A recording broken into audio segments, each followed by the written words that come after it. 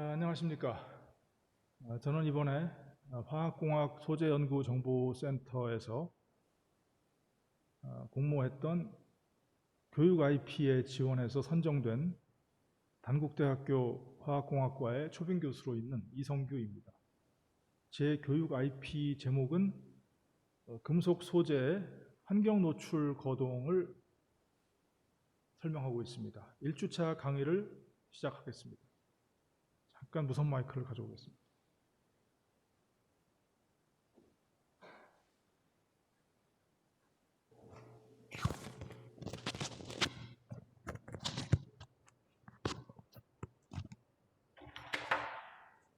이러한 강의 기회를 주신 한국연구재단 그리고 화학공학소재연구정보센터와 고려대학교 화공생명공학과의 양대륙 교수님에게 감사드립니다.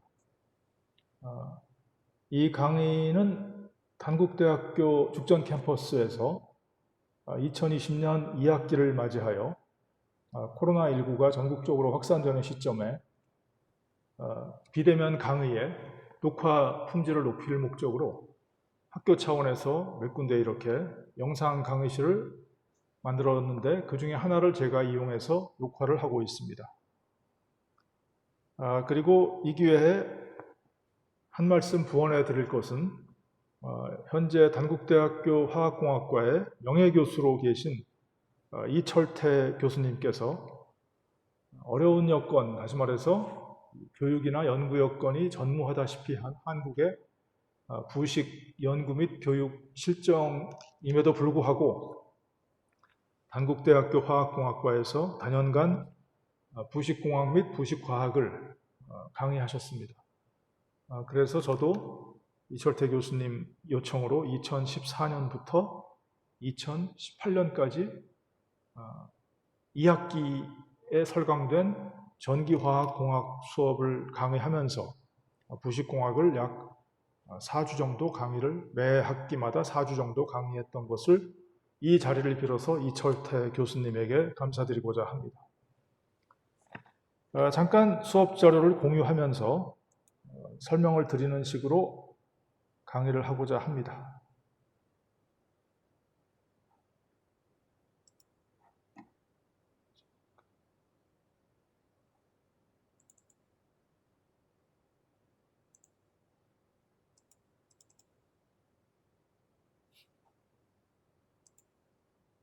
자료를 공유하겠습니다.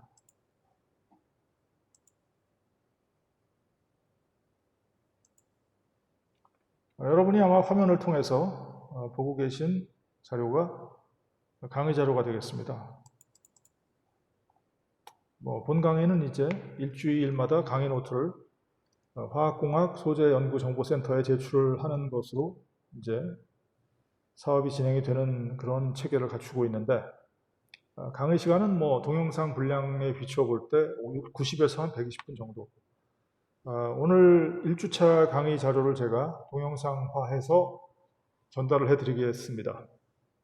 오늘의 강의는 두 개의 부분으로 나누어져 있는데 첫 번째 부분은 부식의 일반적인 현상, 문제점, 그리고 거기에 대한 대책을 간단한 차원에서 경험적인 차원에서 제시를 해드리는 내용이고요. 두 번째 파트는 이러한 부식의 과학적인 측면은 결국 전기화학적인 내용이 부식의 메커니즘이다. 이런 내용을 강의를 통해서 전달해 드리고자 합니다. 저에게 연락할 일이 있거나 질문하실 내용이 있으면 이메일을 통해서 알려주시기 바라고요. 아무래도 강의이기 때문에 강의 내용이 교재 내용을 100% 커버하지는 않는다고 하더라도 교재는 대충 세 가지 1번 부식과 방식의 원리, 이거는 2004년에 간행됐습니다. 1번은 2번 교재의 번역판입니다. 2번 교재는 아마도 몇 년인가? 2004년도? 강의 출판 연도가 기억은 나지 않는데 아마존에서 구입을 할 수는 있을 겁니다. 근데 지금은 더 이상 개정판이 나오지 않는 것으로 보아서 저자분께서 작고하신 것 같아요. 그리고 세 번째는 이제 금속 부식의 기초와 실제. 요거는 이제 2006년도에 카이스트 재료공학과에서 은퇴하신 변수일 명예교수님의 역작이라고 할 수 있는데, 그 책의 골자는 이제 부식의 전기화학에 독일식 전기화학 체계를 도입을 해가지고 설명을 했다, 뭐 이런 차원이 될 것 같습니다. 본 강의를 수강하는 여러분들의 어떤 백그라운드가 다양할 것입니다. 각자의 눈높이에 맞추어서 제가 이 강의를 전달해 드려야 되지만 실제로 면담이 이루어질 수 있는 상황이 아닌 것으로 알고 있습니다. 그렇기 때문에 이 강의의 내용을 가능한 한 눈높이를 낮춰가지고 기본적인 지식이 없는 분도 쉽게 수강하고 이해할 수 있게 배열을 하도록 하겠습니다. 우리가 일반적으로 관찰하는 부식 현상의 대표적인 예가 몇 개 있습니다. 첫째, 음식물을 다 소비하고 나서 남은 빈 깡통, 통조림 깡통이죠. 이것이 이제 환경에 노출돼 버리면은 녹이 슬어서 보기 흉하게 되고 구멍이 뚫립니다. 아주 보기 흉하죠. 이런 것이 우리가 매일 관찰할 수 있는 부식의 예가 될 수 있고요. 교량의 부식, 이거는 이제 심각한 인명 손실과도 연결돼 있죠. 예를 들어서 성수대교의 붕괴, 아니면은 그 사건은 1994년에 발생했습니다. 아니면은 미국 미네소타주의 미시시피 강을 건너는 고속도로 35W라는 고속도로의 교량이 붕괴했습니다. 2008년도에. 아이러니컬하게 미국에서 일어난 사고에서 인명 손실이 더 많았습니다. 하여튼 그런 약간 아이러니컬한 일이 관찰됐죠. 그리고 자동차의 차체의 부식, 그리고 자동차의 배기관의 부식. 배기관은 아시겠지만 굉장히 뜨거운 온도에 처해 있고, 이 배기가스가 굉장히 부식성의 기체일 수도 있기 때문에 그러한 부식성 물질의 농도가 높은 상태에서 아주 높은 온도에 배기가스를 통과시키면서 배기관을 부식시킬 수가 있다. 어떻게 예방할 것인가? 여러분 상식적으로 페인트를 칠하면 됩니다. 근데 페인트를 칠하더라도 이렇게 그림 여기 수업 자료에 나와 있듯이 자동차 차체에 페인트와 이렇게 부품의 틈 사이로 염화칼슘 같은 겨울에 제설에 필요한 약품의 수용액이 튕겨서 여기 들어가게 되면 녹이 슬게 됩니다. 심각한 문제이고 북미 고위도 지역이라고 할 수 있죠. 미국의 북부 지역이라든지 캐나다의 어떤 미국 접경 지역에서는 결국 겨울에 눈이 엄청나게 내리기 때문에 교통사고를 방지할 목적으로 이 도로에다가 이렇게 제설제를 뿌립니다. 염화칼슘을 많이 쓰게 되죠. 이때 문제는 이 염화칼슘이 눈만 녹이는 게 아니라 눈을 녹이고 나서 자동차 차체에 튀어 들어가면 이렇게 심각한 부식이 일어난다. 이로 인한 자동차의 수명이 굉장히 짧아집니다. 그런 고위도 지역이나 미국 국경에 접한 캐나다 지역에서 그런 일이 벌어진다. 놀이터에 놀이기구가 부식되면 굉장히 보기가 흉하죠. 페인트를 칠하면 100% 예방하거나 할 수는 없지만 그런 대로 녹이 쓰는 거를 좀 지연시킬 수는 있을 것 같습니다. 그러면 왜 페인트만 칠하느냐? 철 합금이나 철 소재에 Fe 원소 때문에 부식이 가속이 되는 것이 맞다고 하면은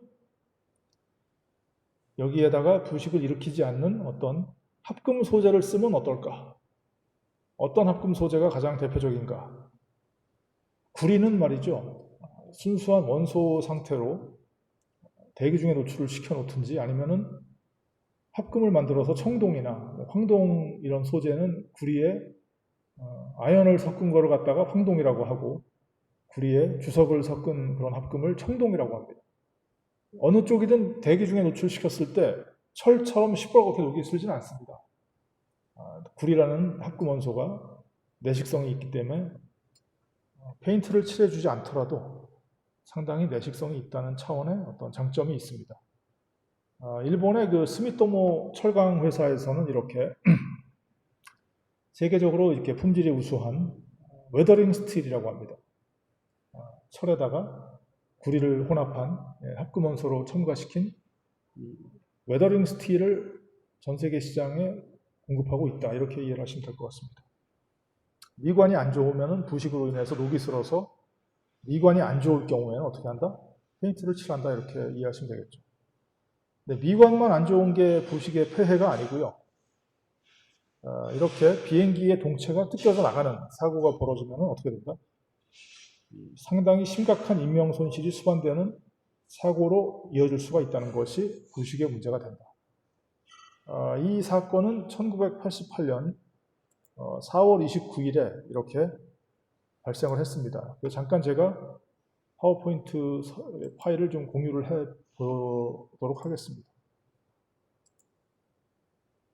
화면에 지금 보이시는 것처럼 4장의 사진을 보도록 하면은 이 동체의 밑부분이 뜯겨져 나갔지 않습니까? 비행 중에 이렇게 사고가 났습니다. 미국의 하와이에 4개의 큰 섬이 있는데 그 중에 이제 마우이 섬이라는 관광지로 꽤 유명한 섬이 있는데 그 섬에 상공을 나르던 알로하 에어 423편이 이렇게 큰 사고를 당했다. 가까스로 이제 기장이 어떤 침착하고 아주 숙련되게 비행기를 착륙을 시켰죠. 그래서 지금 보여드리는 사진은 착륙 직후에 그 승객들이 아비규환 속에서 하여튼 공항에 내린 순간을 보여주고 있고요. 나중에 이제 미국 연방항공청 FAA에서 사고 원인을 분석하기 위해서 이렇게 탑승을 해서 비행기를 조사하는 모습이 몇 장의 사진으로 나와 있습니다. 여기에서 이제 화살표가 나타내는 방향의 출입구로 비행기 여승무원이 튕겨나가서 아마도 바다에 빠져가지고 추락한 다음에 사망한 것으로 추정은 되지만 시신은 찾지 못했다. 뭐 이런 신문 기사가 있네요. 그리고 마지막 사진을 보시면 이제 처참하게 이렇게 비행기 동체가 뜯겨져 나가서 이 비행기는 결국은 폐기됐다고 합니다. 더 이상 재사용이 안 되고 폐기가 됐다. 그래서 왜 이런 일이 벌어졌는가? 잠깐 공유를 중지해드리고 다른 파일을 보여드리도록 하겠습니다.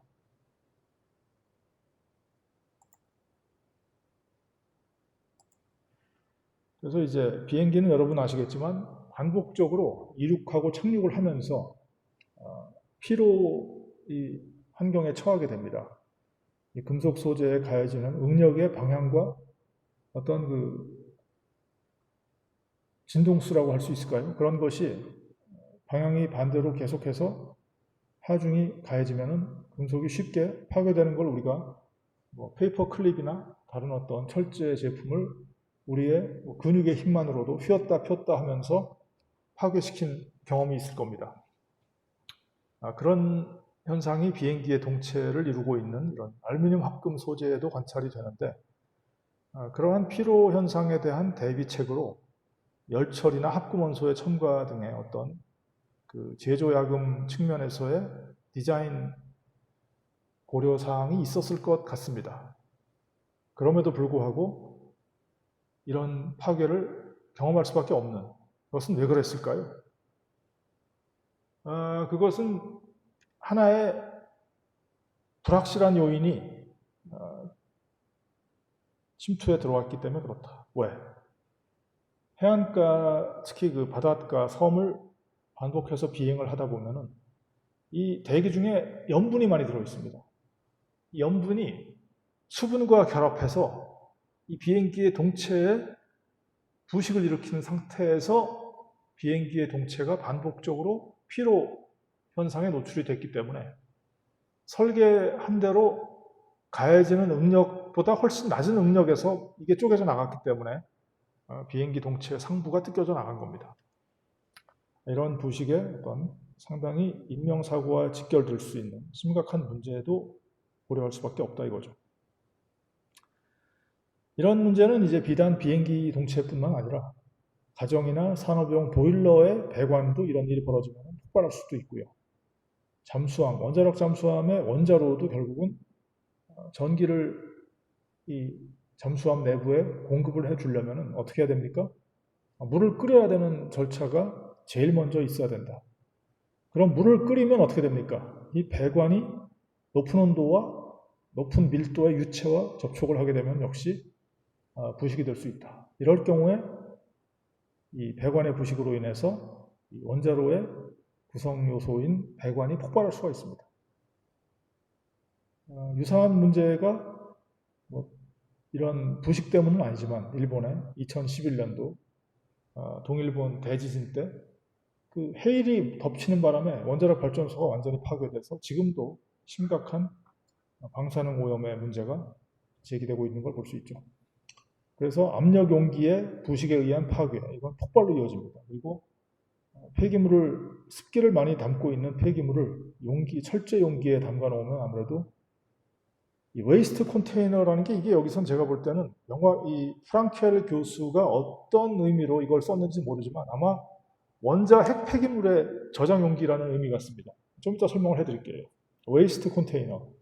우리가 이제 가정에서 배출하는 생활 쓰레기를 이렇게 뭐 쓰레기통에 담아서 소각장으로 옮겨오는 과정에서의 부식은 별로 문제가 안 되는 것 같은데 이 원자력 발전소에서 발생하는 폐기물에는 세 가지 종류가 있습니다. 저준위 폐기물, 중준위 폐기물, 고준위 폐기물. 그 중에서 처분하는 이 과정이나 비용이 가장 많이 드는 것이 고준위 폐기물인데 이 고준위 폐기물은 미국에서 적어도 제한하고 있는 폐기 방식은 금속으로 된 이런 드럼통보다 훨씬 큰 몇십 미터의 길이에 몇 미터의 직경에 대형 드럼통에 담아서 폐기물 저장 용기에 담아서 밀봉을 시켜서 사막의 지하에 있는 화강암층을 뚫고 들어가서 거기에다가 마치 그 피라미드에 납골 시키듯이 고준위 폐기물을 처분하는 것이 제한되어 있습니다.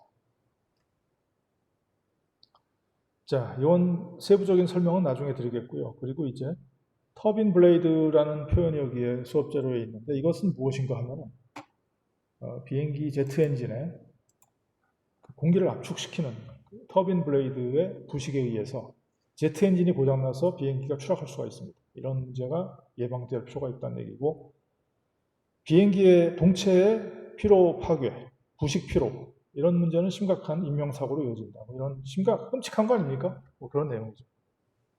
이외에도 이제 비용 측면에서 제조업에서 많이 비용을 지불하고 있는 부분이 바로 공업용수. 공업용수는 주로 이제 냉각에도 쓰이고 여러 가지 뭐 기계의 어떤 가동에 의한 제품의 제조에 쓰이는 공업용수에서 산소를 제거시킨 상태로 공업용수를 공급시키려고 하다 보니까 용존 산소 제거에 필요한 약품 비용이 굉장히 많이 들어갑니다. 실험실 차원에서는 뭐 비용을 그렇게 걱정하지 않더라도 이 질소나 공기를 이 용액에다가 불어넣으면 거품이 일어나면서 그 용액에 들어있는 산소를 제거시켜 줄 수가 있지만 이 공업용수를 그런 식으로 제거하려면 비용이 너무 많이 들기 때문에 이렇게 약품을 사용하는데 그 약품 사용이 굉장히 제조업체에 부담이 되고 있다. 왜? 순전히 부식을 줄이기 위한 목적이다 이런 얘기죠. 석유화학에서는 이제 황화수소 가스가 굉장히 높은 온도에서 이런 시추용 드릴 소재나 배관 소재에 부식을 일으킬 수가 있다. 이렇게 이해하시면 되겠습니다. 철근 콘크리트에 의한 붕괴에 의해서 성수대교라든지 또 뭐죠? 그 미국의 35W 고속도로의 교량의 붕괴 이런 문제가 있었습니다. 근데 이제 미국의 샌프란시스코에 가면은 금문교가 부식이 되기 때문에 상당히 심각한 그런 부식 문제가 있어서 이러한 부식을 방지하거나 이렇게 부식 손실을 갖다 보수하기 위한 비용이 많이 발생한다. 이렇게 이해하시면 되겠죠.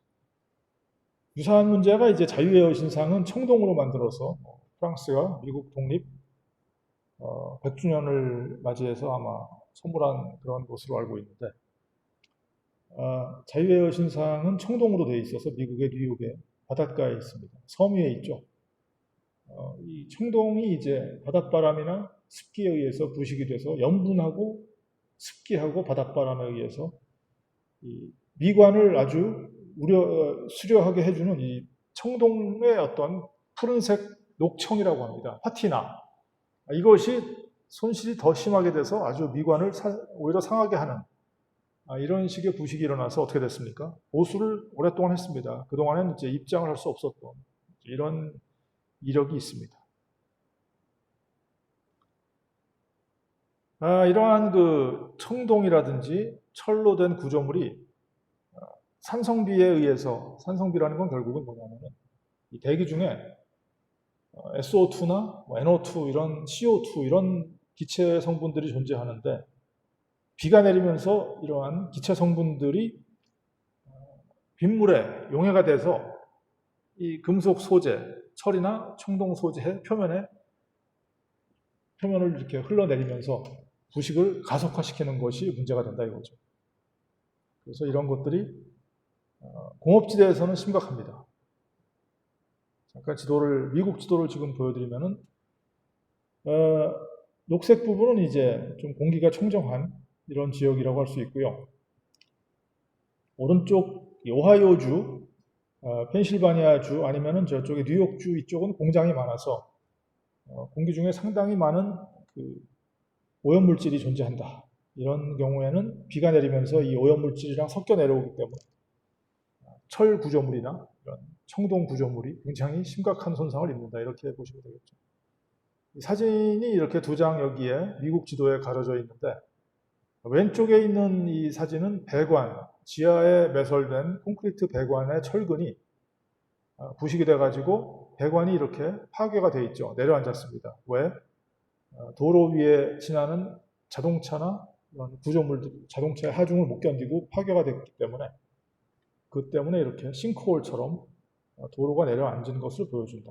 심각한 문제가 될 수 있습니다. 이러한 그 대기 부식이 일어났을 때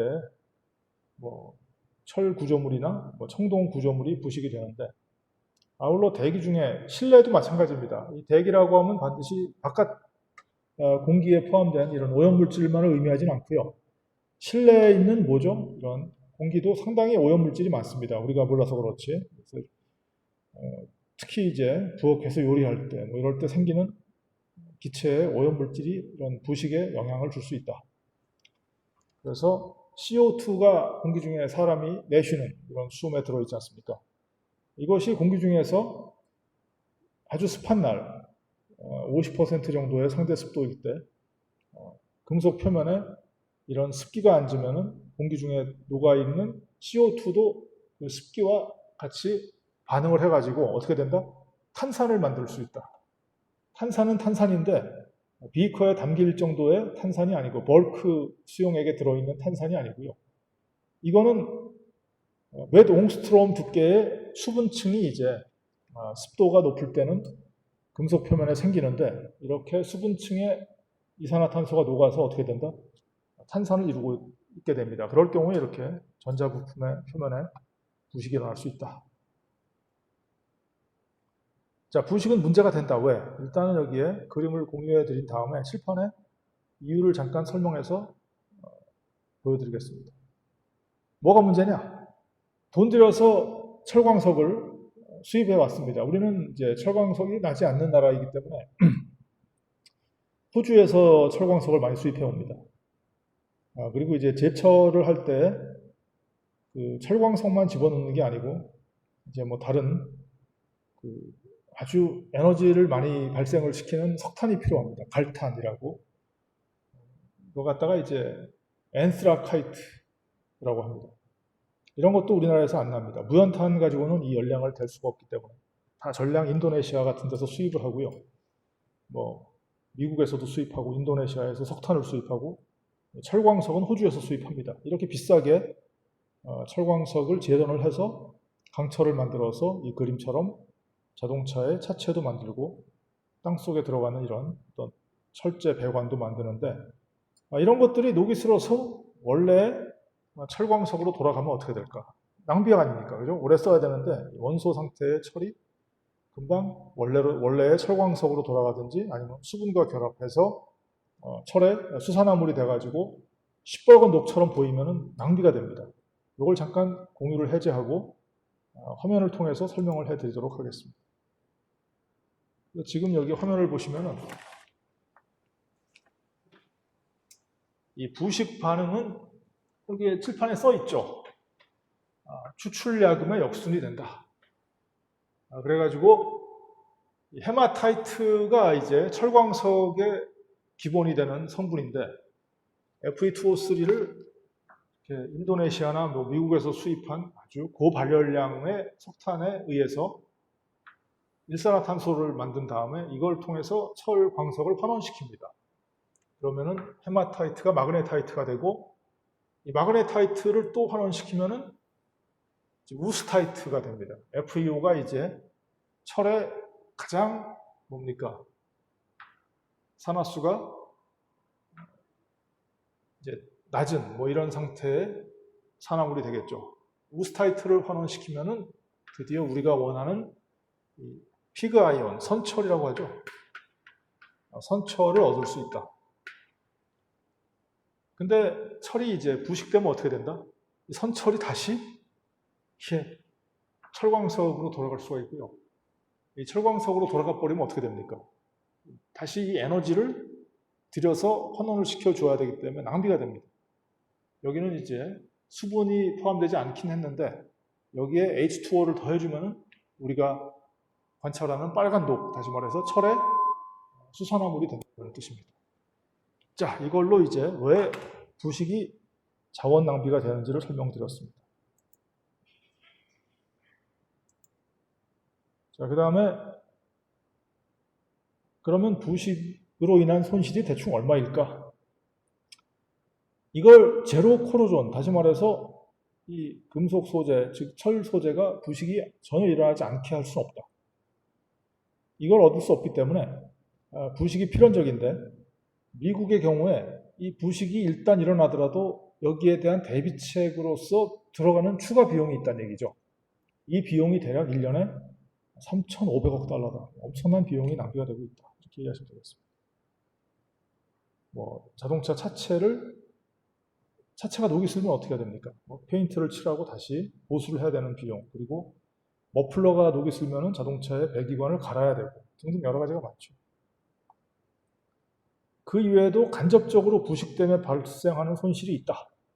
뭐냐 하면은 자, 배관에 부식돼서 배관을 교체하는 동안에 어떻게 한다? 공장을 가동할 수 없다는 얘기죠. 어떻게 됩니까? 그동안에는 손실이 있다. 이 손실도 부식으로 인한 간접 손실. 그리고 이 제조 공정에서 부식 때문에 생긴 이런 생성물 때문에 제품이 오염돼 버려가지고 어떻게 된다? 제품을 폐기해야 된다든지 아니면은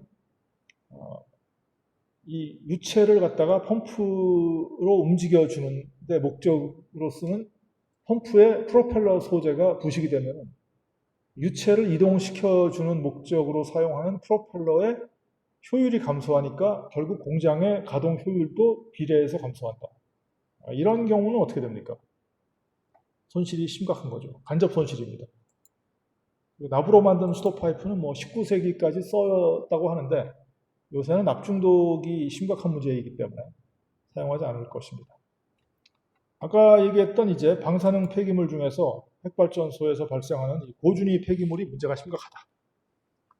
부식 속도가 얼마가 될지 모른다. 왜? 이건 이런 이야기입니다. 고준위 폐기물은 이제 방사능 동위 원소 중에서도 어떤 원소에 의해서 상당히 처리하기가 곤란해지는가 하면은 요오드, 우리가 뭐 다쳤을 때 바르는 요오드가 아니라 이거는 방사능 동위 원소 요오드가 되겠습니다. 스트론튬, 이런 것들을 많이 들어보셨죠? 그리고 텍테늄이라는 원소가 있는데 이 세 가지 원소는 굉장히 뜨겁습니다. 어떨 경우에 방사능 폐기물에 포함되어 있을 때 굉장히 뜨거운데 이런 것들은 핵발전소에서 원자로 안에서 발생합니다. 우라늄이 거의 이제 순수한 우라늄이 핵발전소를 가동할 때 들어가는데 이 핵분열을 일으키면서 이러한 우리가 전혀 원하지 않았던 원소가 만들어진다 이거죠. 요오드, 텍테늄, 스트론튬, 이런 원소들은 반감기가 굉장히 길고요. 원자력 발전소에서는 이러한 원소들을 갖다가 고방열 핵종이라고 한다. 아주 뜨겁습니다. 얼마나 뜨겁습니까? 200도 이상 뜨겁습니다. 그러면은 언제 식습니까? 몇백 년 지나도 안 식어요. 이게 문제죠. 이럴 때 그러면 고준위 폐기물은 이러한 고방열 핵종이 많이 들어있다. 이럴 때 어떤 일이 벌어지는가? 이 고방열 핵종이 들어가 있는데 이걸 처분을 하자. 그러면은 내식성이 그래도 뛰어나다고 생각이 되는 티타늄 합금, 타이코드 12라는 합금에 의한 드럼통보다 몇십 배가 큰, 몇 배가 큰 이런 용기를 원통형으로 만들어서 그 안에 이 고준위 폐기물을 고박열 핵종과 함께 집어넣습니다. 그럼 어떻게 되는가? 그렇게 집어넣으면 어떤 일이 벌어지는가? 이걸 밀봉을 시켜야 됩니다. 밀봉을 시키면은 그 안에 들어있는 방사능 폐기물의 온도가 200도가 넘기 때문에 그 용기, 저장 용기의 온도도 200도가 넘어갑니다. 그것이 수백 년 동안 지나도 안 식는다 이거죠. 미국의 경우는 그걸 어디다가 폐기할 것이냐? 네바다주의 사막 한가운데 있는 야까 마운틴이라는 어떤 산맥이 있는데 YUCCA, 야까 마운틴입니다. 거기에다가 집어넣고 지하 수백 미터에 파들어가면 사막 한가운데지만 지하로 들어가면 화강암층이 있어요. 화강암층을 뚫고 그 안에다가 피라미드에다 뭐 이렇게 미라 집어넣듯이 이러한 원자력 발전소의 고준위 폐기물을 이 내식성 용기에 담아서 집어넣어서 몇백 년 동안 뭐 1만 년이 지나도 그거는 뭐 괜찮으냐? 그렇진 않겠죠. 차이가 있다면 뭐냐 하면은 1만 년이 지났을 때 그 용기를 만들어서 폐기물을 밀봉을 시켜서 야까 마운틴의 지하에 수백 미터 화강암층에 매립시킨 사람들은 이미 이 세상에 없을 겁니다. 그러면 1만 년 후에 후손들이 어떠한 일을 당할지는 아무도 모른다. 왜? 아무리 내식성이 훌륭한 티타늄 합금을 써서 방사능 폐기물을 집어넣었다고 해도 그것이 부식이 되면 어딘가 방사능 폐기물이 누출이 돼서 어떻게 됩니까? 야까 마운틴은 사막이라 아무래도 지하수가 좀 별로 없는 지역이긴 한데 거기서도 지하로 막 그 방사능 폐기물이 스며들어 내려가면은 어떻게 됩니까? 지하수가 오염될 수가 있다. 그러면은 사람한테 직접적인 방사능 오염이라는 피해가 생길 수가 있겠다 이런 얘기죠. 그런 문제를 해결하려면 어떻게 해야 되는가? 결국 그 폐기물 저장 용기의 두께를 두껍게 해야 되겠죠. 왜? 1만 년 후에 어떤 일이 벌어질지는 아무도 모르나. 대기 부식이나 이런 수용액에 접촉해서 방사능 폐기물 용기가 뚫리게 되면 결국 방사능 폐기물이 누출이 된다. 그거를 얼마가 될지 모르지만 두껍게 지금 애초부터 두껍게 만들자. 그래서 1만 년 후에는 그 방사능 폐기물이 무해할 정도가 됐을 때 뚫려야지 되겠다. 뭐 이런 식의 예방 조치에 의한 폐기물 용기의 두께 선정 이런 걸 뭐라 그런다? 오버 디자인 한다고. 영어로 하면 이제 오버 디자인이라고 그래서 이게 나와있죠?